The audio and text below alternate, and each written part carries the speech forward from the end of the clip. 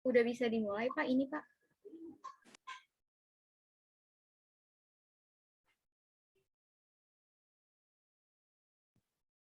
Ya, silakan dimulai.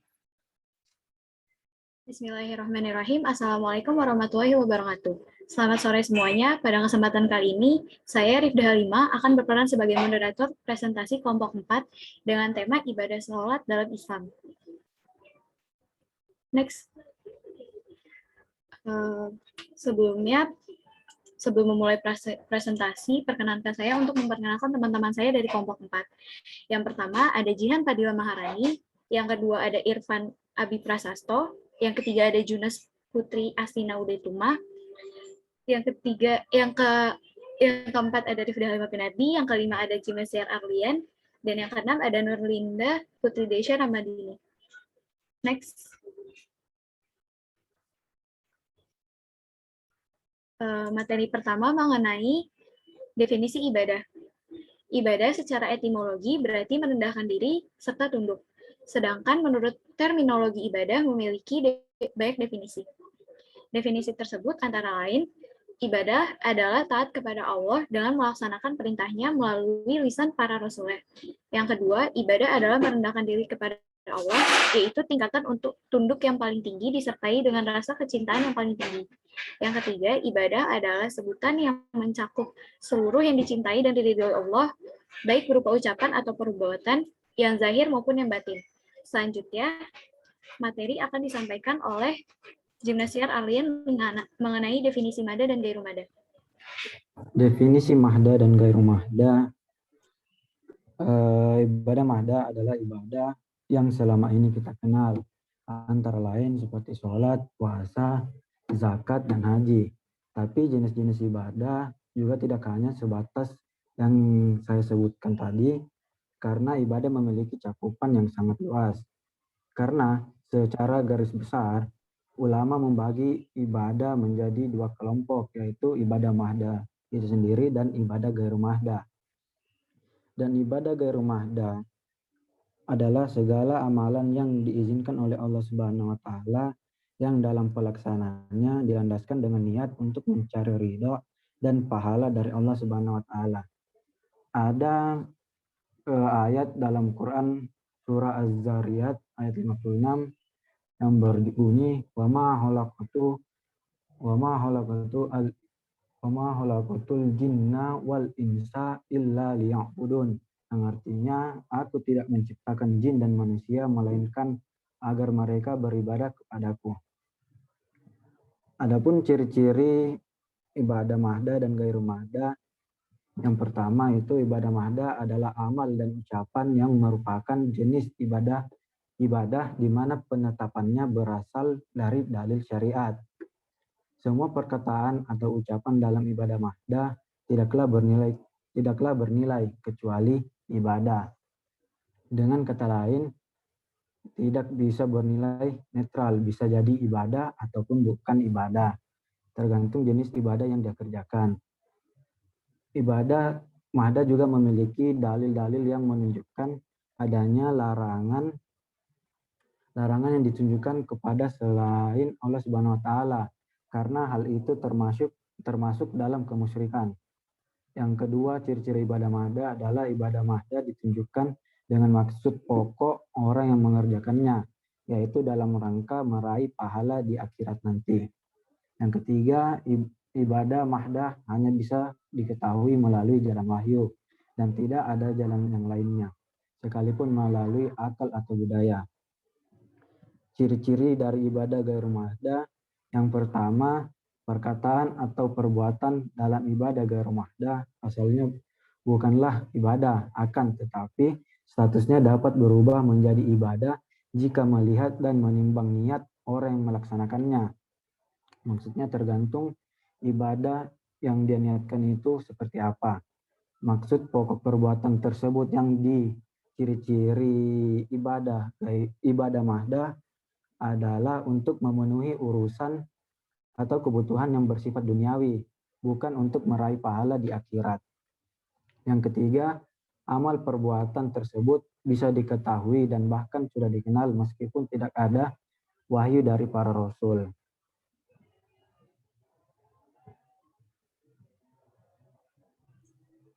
Selanjutnya mengenai definisi sholat yang akan disampaikan oleh Irfan. Sholat terdapat dua arti bisa diartikan dari segi bahasa dan secara batin. Secara bahasa, sholat diartikan sebagai suatu ibadah yang meliputi ucapan dan peragaan tubuh yang khusus. Dimulai dengan takbir dan diakhiri dengan salam. Dari pengertian tersebut dapat diambil kesimpulan bahwa yang dimaksud dengan sholat adalah suatu pekerjaan yang diniati ibadah dengan berdasarkan syarat-syarat yang telah ditentukan yang dimulai dengan takbiratul ihram dan diakhiri dengan salam. Secara batin, sholat menghubungkan seorang hamba kepada penciptanya. Dan sholat merupakan manifestasi penghambaan dan kebutuhan diri kepada Allah Subhanahu wa Ta'ala. Dari sini, maka sholat dapat menjadi media permohonan, pertolongan dalam menyingkirkan segala bentuk kesulitan yang ditemui manusia dalam perjalanan hidupnya. Dan output dari sholat itu sendiri adalah perilaku manusia. Bagaimana manusia itu berlaku kepada orang, apakah dia setelah sholat, apakah masih dia berperilaku baik atau enggak.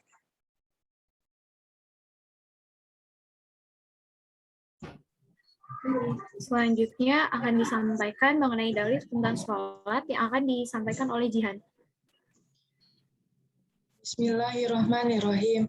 Aqimis sholata liduluki syamsi ila ghasaqil laili wal Qur'anal fajri. Inna Qur'anal fajri kana masyhuda. Artinya, dirikanlah sholat dari sesudah matahari tergelincir sampai gelap malam, dan dirikanlah pula sholat subuh. Sesungguhnya sholat subuh itu disaksikan oleh malaikat. Quran Surat Al-Isra ayat 78. Bismillahirrahmanirrahim. Inna sholata kanat alal mu'minina kitabam mauquta. Artinya, sesungguhnya sholat itu adalah fardu yang ditentukan waktunya atas orang-orang yang beriman. Quran Surat An-Nisa ayat 103. Selanjutnya, materi mengenai tata cara sholat akan disampaikan oleh Desya. Cara sholat merupakan tiang agama dalam rukun Islam yang kedua setelah syahadat. Sholat dibagi menjadi dua, yaitu sholat wajib atau fardu dan sholat sunnah. Sholat fardu adalah sholat yang wajib dikerjakan sehari 5 kali, yaitu subuh, zuhur, asar, maghrib, isya, dan apabila tidak dikerjakan maka akan mendapatkan dosa. Sementara sholat sunnah adalah sholat yang dianjurkan untuk dikerjakan, namun apabila tidak dilaksanakan, maka tidak akan mendapatkan dosa. Dan apabila dilaksanakan, seseorang yang mengerjakannya tetap akan mendapatkan pahala. Dalam ajaran agama Islam, sholat sunnah terbagi menjadi beberapa macam. Dari mulai sholat duha, tahajud, istikharah, hingga sholat rawid yang merupakan sholat sunnah yang mengerai sholat fardu. Salah satu rukun dalam Islam yang wajib dihafalkan dan diamalkan dalam ibadah wajib sehari-hari adalah rukun sholat yang terdiri dari Yang pertama, berdiri bagi yang mampu. Yang kedua, takbiratul ihram. Yang ketiga, membaca surah Al-Fatihah pada setiap rakaat. Yang keempat, rukun dan tuma'innah. Yang kelima, ada i'tidal dengan tuma'innah. Yang keenam, sujud 2 kali dengan tuma'innah. 7, duduk di antara 2 sujud dengan tuma'innah. Yang kedelapan, duduk dengan membaca tahiyat akhir. Yang kesembilan, membaca sholawat Nabi pada tahiyat akhir. Yang ke-10, mengucapkan salam. Yang ke-11, tertib dengan melakukan rukun secara beraturan. Next. Yang pertama, membaca niat sholat wajib. Sholat wajib terdiri dari 5 waktu seperti subuh, zuhur, asar, maghrib, isya. Untuk memulai sholat, seseorang harus memiliki niat mendirikan sholat karena Allah dan membaca niat sesuai sholat yang akan dijalankan. Yang kedua, takbiratul ihram. Takbiratul ihram merupakan penanda, maksudnya seseorang pada waktu akan mengerjakan sholat yang berupa ucapan yang dengan seseorang telah masuk dalam rangkaian ibadah, sholat dan ihram melakukan apapun yang bisa membatalkannya. Yang ketiga, membaca sholat iftitah. Yang keempat, membaca surah Al-Fatihah.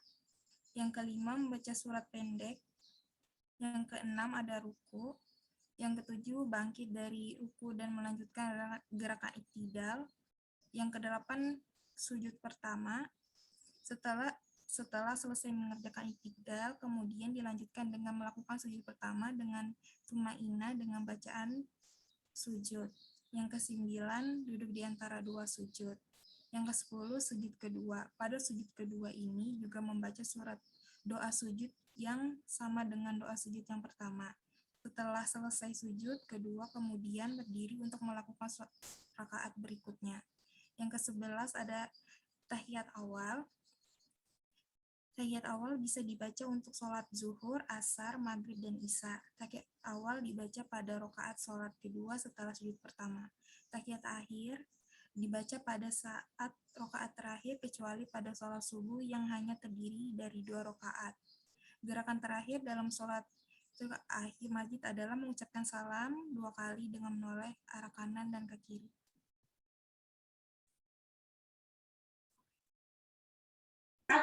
Selanjutnya, materi selanjutnya adalah hikmah dan keutamaan sholat akan disampaikan oleh Junas. Hikmah dan keutamaan sholat. 1. Mencegah dari perbuatan mungkar. 2. Mendidik menjadi pribadi yang disiplin. 3. Melatih menjadi pribadi yang tangguh. 4. Meninggikan derajat. 5. Membersihkan kesalahan dan dosa. 6. Meraih pertolongan Allah. 7. Amalan utama.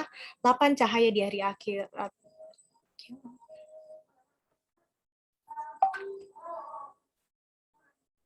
Kesalihan individu adalah hubungan baik antara manusia dengan Sang Pencipta. Hubungan itu disebut terpelihara baik jika seseorang makhluk, manusia mengikuti perintahnya dan menjauhi semua larangannya.